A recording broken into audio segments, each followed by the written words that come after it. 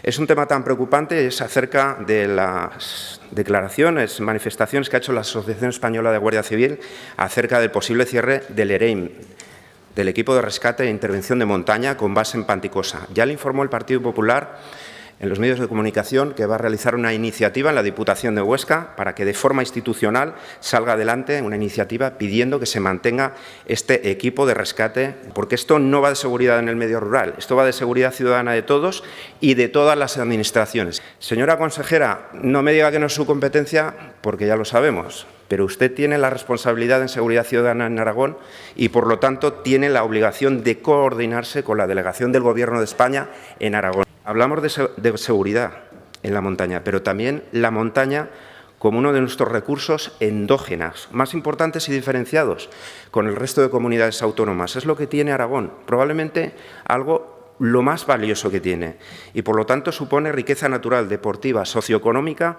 y de vertebración territorial y asentamiento poblacional. Si no hay seguridad ciudadana en ese medio, todos estos recursos endógenos se resentirán, señora consejera. Escuche esta legítima reivindicación que otros ya hemos asumido y defienda esta imprescindible seguridad ciudadana en la montaña.